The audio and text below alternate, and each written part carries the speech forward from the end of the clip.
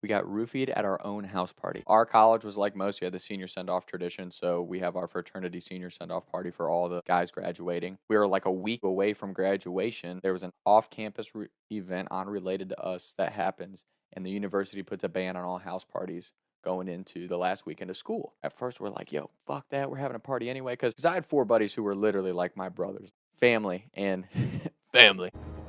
I got family. Genuine friendships that were going to have an impact on my life the rest of my life. Really, what motivated me to graduate on time was to graduate with those guys. When we found out that our senior send-off tradition was not going to happen, we're pissed. Yeah, we're going to throw a party anyway, fuck that. Then we start hearing the ramifications of that. If you get involved in any type of party, there's criminal charges. You're going to get kicked out of school. You won't get to walk if you're a senior. And we're like, okay, it's actually not worth throwing a party. So I had like one of my final advisor meetings just to finish up all my graduation stuff. Find out I'm a class credit short. I'm not graduating. So I literally snapped in the meeting. I'm like, what the fuck are you talking about? My advisor's like, it's your fault. Like, you're the class credit short. There's nothing I can do about it. I just missed it earlier on in the year, and I was just so pissed. Because now it's like no senior send-off party. Now I'm not graduating with my friends. So I went back and told them, fuck it. We're going to have a party anyway. Like, I'll take care of hosting everything. If you guys just let me have the party here. It took a little bit of convincing. I had to have a pretty good plan, but they were like, yeah, let's do it. We had to put together a list of who was going to come to the party. It wasn't going to be anything huge, and we didn't want anyone walking up, like, obviously coming to a party. So we did a BYOB. We had all of our fraternity brothers and close friends bring their drinks, drop them off during the day. And if people didn't want to wait for us, we just had them drop them on our porch with their name on the alcohol, and we were getting ready to go. As it started to come together towards the end of the day, I was like pretty proud of myself. I'm like, I actually pulled this off for the boys. We were about to start pregame, we get a late knock at the door, and there was a bottle of champagne with a note like, hey, shout out you guys for having this party. I was like, let's go. We're like, wow, that's really nice of someone who's coming to this party really appreciates us. We popped a bottle, poured a couple cups of it, had our toast with the boys. I think we had 2 or 3 cups of it each, and then boom, lights out. Woke up the next morning on the couch in my party house, and I was just like looking around. House is trashed.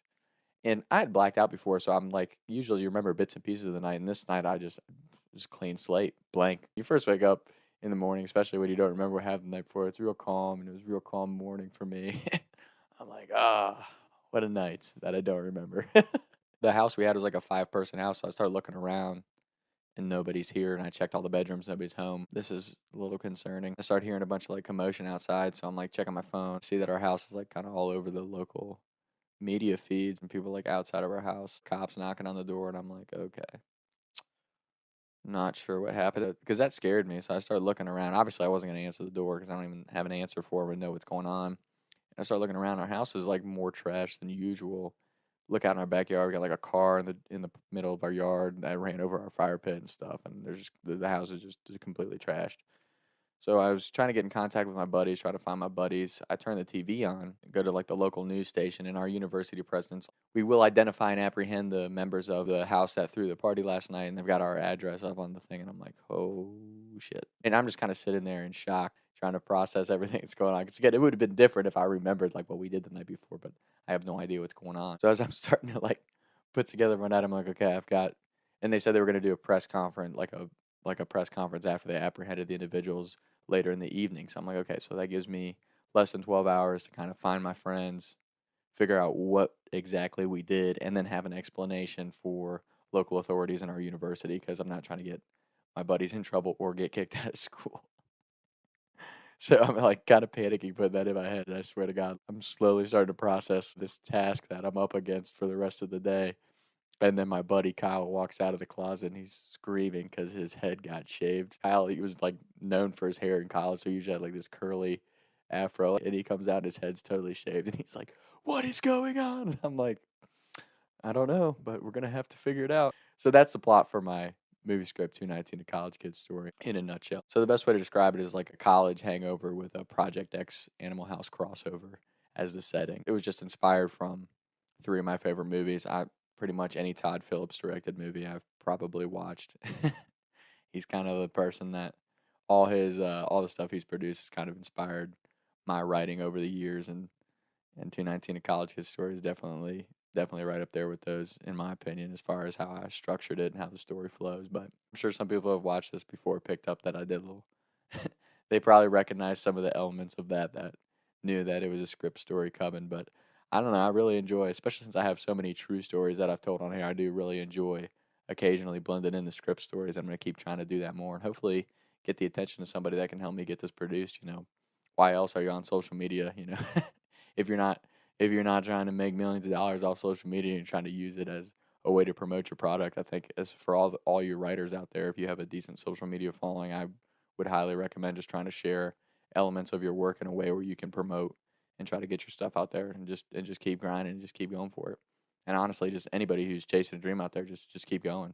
Try to find a way because there's always going to be people who don't see the vision or don't believe in you when you're starting out. Like that's just part of it.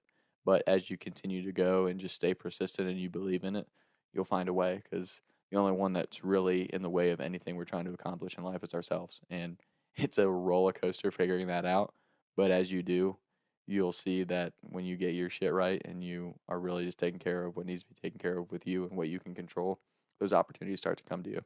And I'm saying that as someone who hasn't necessarily gotten that opportunity yet.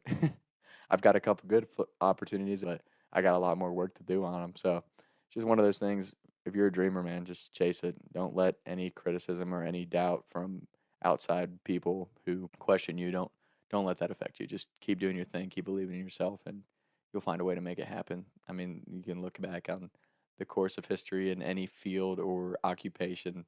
The dreamers who grind it out and keep going and never lose faith in themselves and believe in themselves, those are the ones that make it. So I hope to everyone out there who's chasing the dream that you get to accomplish what you're trying to do and don't give up. I think it's Napoleon Hill that says usually your greatest victory comes after what seems to be the worst failure. So just stay positive and keep grinding with whatever you're trying to do out there in life, and hopefully you all accomplish it. I know I'm hoping for that every day. I know I'm just a phone call away, and I keep waiting for that call and doing the work that's required to get to that point. So that's today's episode. 219, a college kid's story, will be a movie someday, and that's it. Talk some time.